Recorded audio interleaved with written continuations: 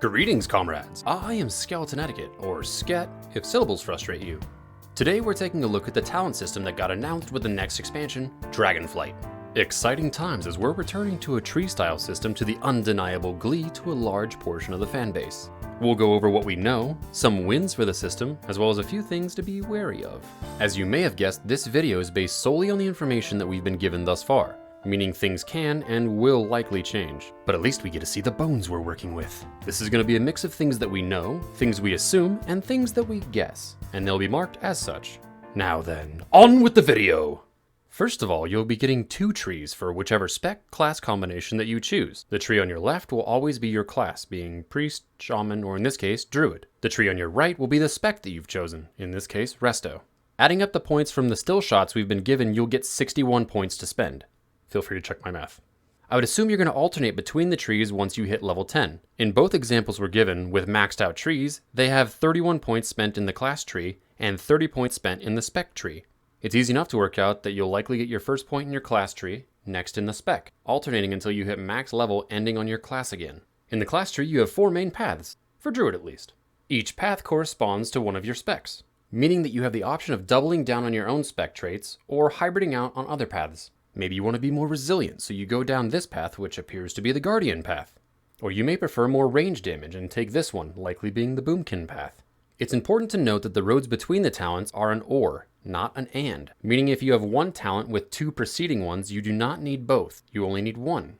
We do not know if you're required to spend all points in a talent to proceed to the choice below it. As a guess, I think we will need to. As with all the screenshots given with different paths chosen, the same numbers are spent in key talents, suggesting either priority or necessity. There are 4 different icons in the talent trees, and it would appear that the diamonds on the left are your free talents after you've spent enough in the talent tree, with the top one unlocking at 8 points in its respective tree, at which point you'd gain the ability automatically. In this case, Rebirth, and later Stampeding Roar. And on the resto side, Nature's Swiftness, and later Tranquility.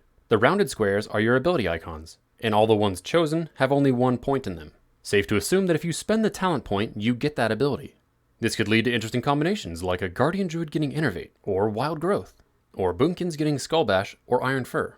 But in order to do so, you'll likely give up an iconic ability that you're used to. Next up are the Octagons. Now these are what you would currently see as talent choices. Not to say that all your current talents are on these trees, but most of them are, with occasional additions.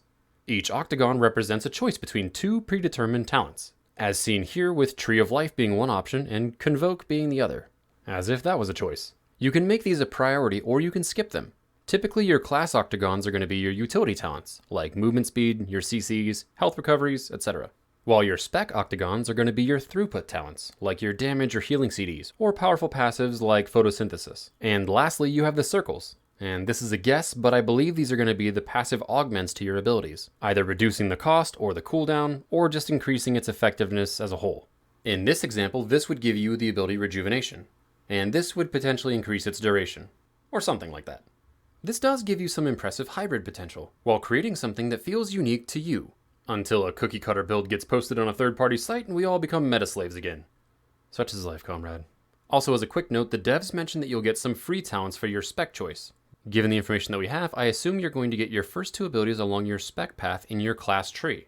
So if you choose Resto, you're going to get Rejuve and Swiftmend automatically. Boomkin, and you're going to get Starfire and Sunfire.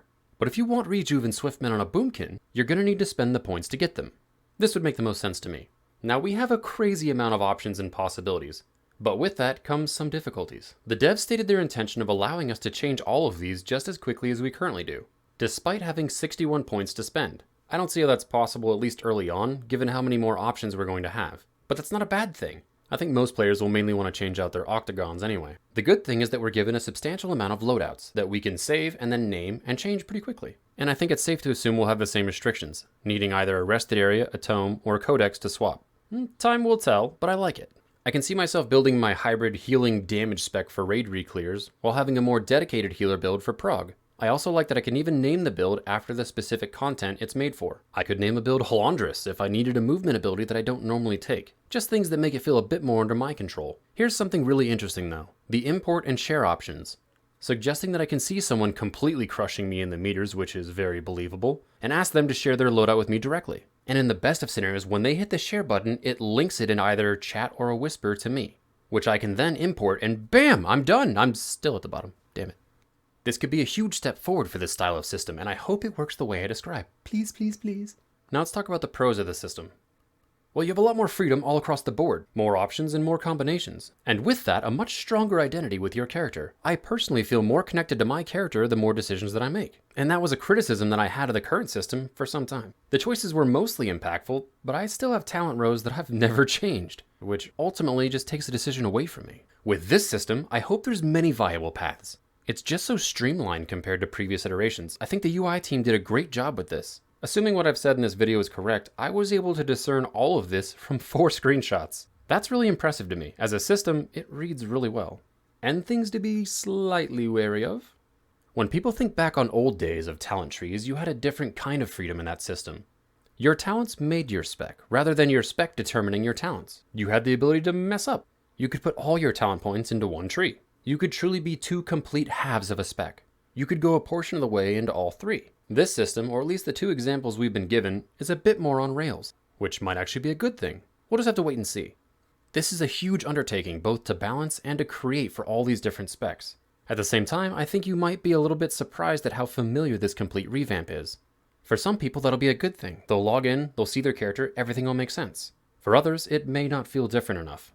If you take out all the abilities and talents that we already have, it cuts the tree in half. Again, based off the assumptions that I've made in this video. But that could be just what we need. A hybrid of the 2 talent systems that we are used to. Hopefully it's just familiar enough and expands on the things that we love about our classes and specs. But the biggest win for me is that this is the future. We're going to carry this feature out of Dragonflight. And I know that's a long ways down the road, but I can't be the only person that immediately smiled when they showed this system. I'm very much looking forward to the information that we get next and seeing what feedback the community has. So what do you think, comrade? This is our first glimpse at a new talent system. Is this the answer that you've been looking for? Does it scratch that itch you've had since Wrath? Oh, you poor itchy bastard. Is there something that you want to see that isn't here? Let me know! Now I tend to address these things from a bit of a whimsical, more casual side, but perhaps you prefer someone a bit more competitive. Kazor is a comrade of the channel. He's a cutting-edge warrior main who has a perspective and insight that I simply don't. And he'll be covering the announcements as well. Check him out. Well, that wraps up this video. We'll be covering other segments here soon. Keep an eye out for those. I recently put out a lore video talking about Galakrond, whose name got dropped a few times today as well. Might be worth checking out. Until we see each other again, take time and take care.